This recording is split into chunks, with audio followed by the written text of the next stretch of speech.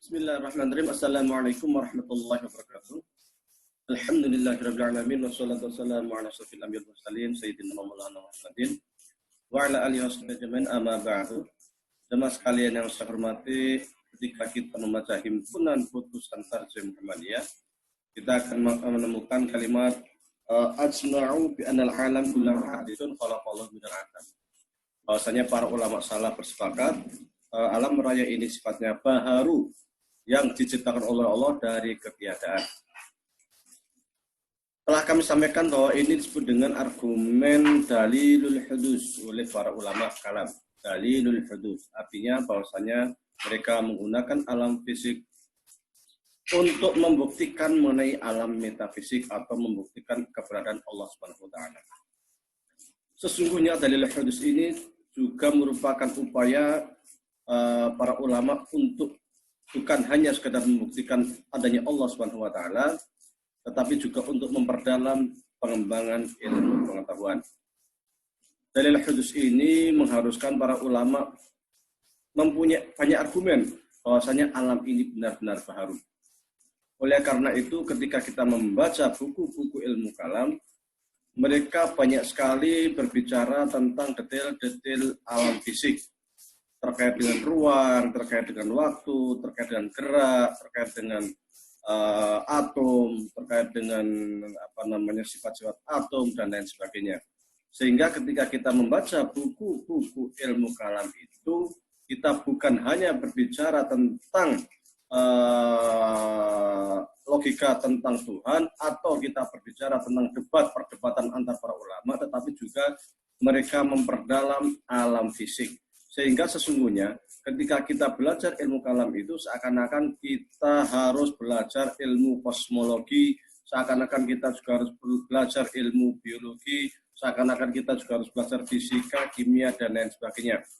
Kitab seperti Al-Ibqar fi Usuluddin karya Imam Al-Miti, di situ banyak sekali disebutkan tentang teori-teori atom.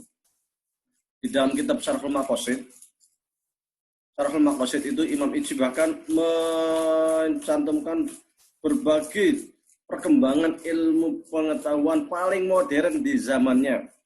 Astronomikah, biologikah, kimia fisikakah, bahkan ilmu-ilmu terkait geografi pun dimasukkan di dalamnya.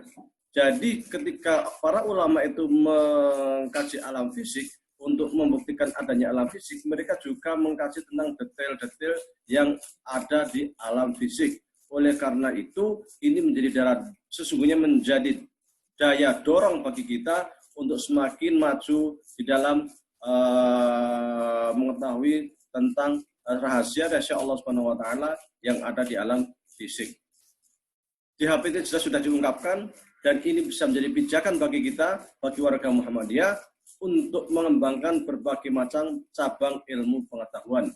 Ulama kita terdahulu, para ulama kalam itu dengan metodologinya, dengan argumen kiswaib ala syahidnya, mereka mampu mengembangkan berbagai macam cabang ilmu cabang ilmu pengetahuan terkait dengan alam fisik. Dengan logika kiswaib ala syahid dan argumen argumen dalil hudus, mereka mampu menjadi dorongan, dijadikan sebagai daya dorong mereka untuk mengembangkan berbagai teori-teori terkait dengan alam fisik. Mudah-mudahan hal ini juga sudah ada di himpunan putusan tarjih. Mudah-mudahan apa yang ada di himpunan putusan tarjih ini juga dijadikan sebagai pemacu bagi kita untuk mengembangkan berbagai macam ilmu pengetahuan. Hal ini sudah dicontohkan oleh ulama kita terdahulu, sehingga ilmu tauhid itu bukan sekadar terkait dengan ilmu pengetahuan ketuhanan saja.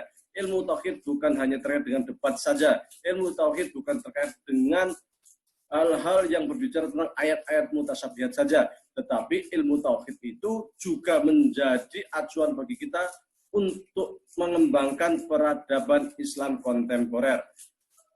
Jadi sesungguhnya mereka yang mengatakan bahwa belajar ilmu kalam itu hanya sekedar belajar debat, saya yakin mereka itu belum membuka ilmu kalam, belum membuka kitab-kitab ilmu kalam.